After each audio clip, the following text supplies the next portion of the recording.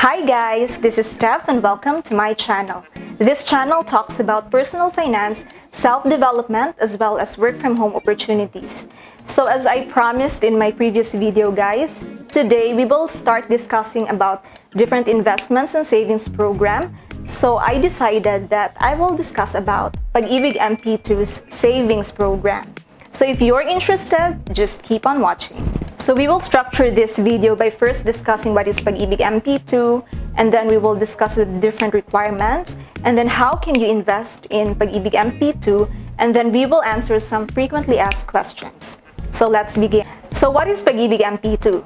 So Pag-ibig MP2 is a special and voluntary form of savings by Pag-ibig which has a maturity period of 5 years. Meaning to say guys, hindi mo siya pwedeng i-withdraw within that specific period.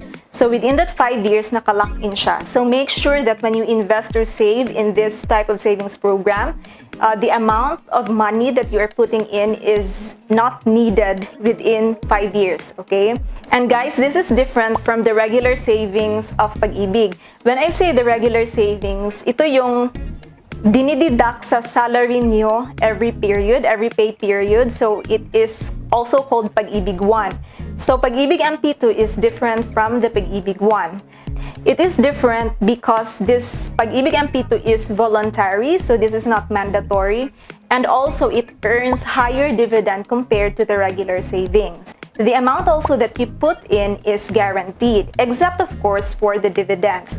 Okay, so just to give you an idea of the historical dividend rates, so this is the table or the summary of the previous dividend rates. So as what you can see, we have a 6.12% dividend rate in the previous year, 2020.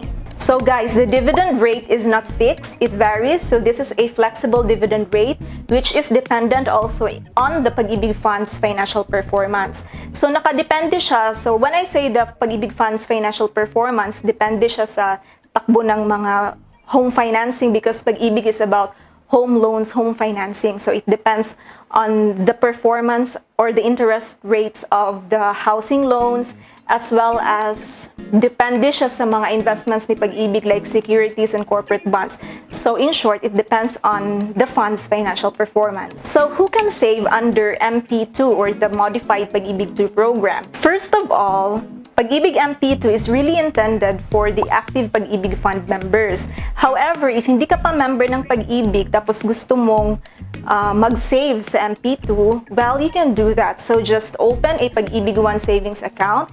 At least you should be 18 years old, okay? And yeah, just process first Pag-ibig 1 and then you can eventually save for MP2. So about the forms, guys, you can download the forms, the MP2 enrollment form. It's found on their website, so I'll just put the link below. So what is the minimum amount that you can save under MP2?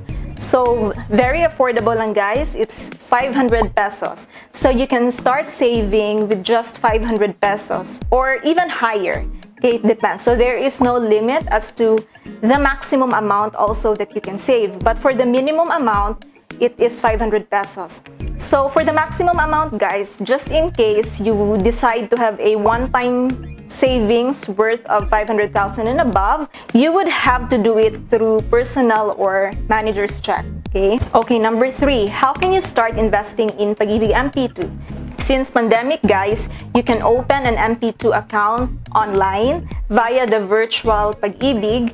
And of course, another option is for you to go to the branch, to the nearest branch, and open your MP2 account.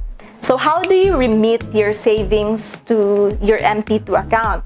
So you have different options guys. If you are an employee, you can choose to have a parang salary deduction. So you just negotiate or discuss this with your HR. So para diretso na siyang nadideduct sa salary mo.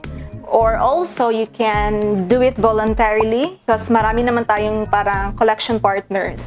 And of course, the very basic thing, pero hassle siya, so you can go to the Pag-ibig branch, you can pay there. Okay guys, let's go to the frequently asked questions, some of the frequently asked questions. So number 1, can I open multiple accounts in MP2? So the answer is yes, you can have multiple accounts with Pag-ibig MP2. So as many as you want. Next, can you view your records online? So the answer is, of course, yes. So I mentioned earlier that you will open your virtual Pag-ibig account.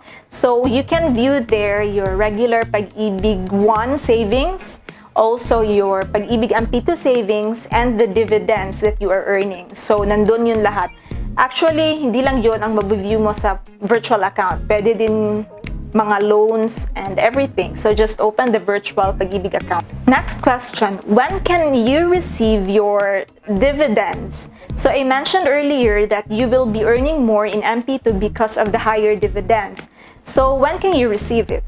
You have two options. Pwede siya guys na ma-receive niyo siya annually. Okay?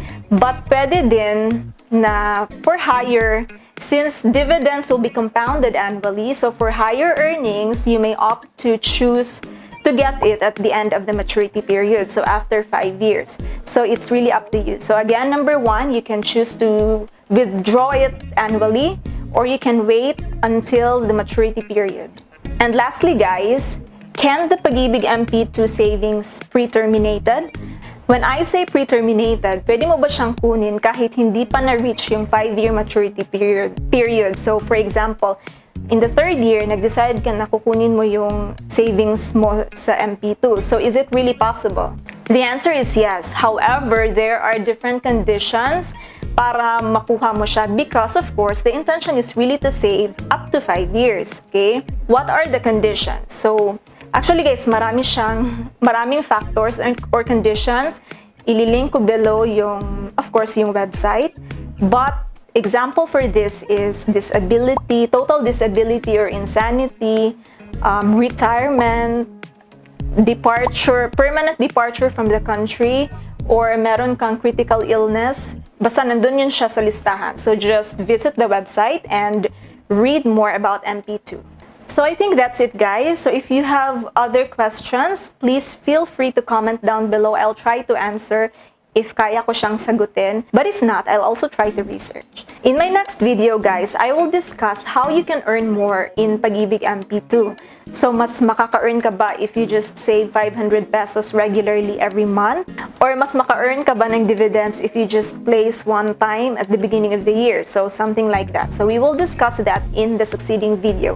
So for today, I hope you learned a lot about MP2 and I hope you get encouraged to invest or save under this program because this is really helpful guys and very convenient and parang madali lang siyang gawin because hindi naman malaki yung requirement niya. Very flexible because the minimum requirement is just 500 pesos and then it depends na if you do it every month, every 6 months, every year. So it's really up to you. So I hope guys, itry nyo ang Pag-ibig MP2 kasi maganda talaga siya. For me, I tried this one as well. So it really works for me. So thank you guys for watching this video. See you again in my next vlog. Bye!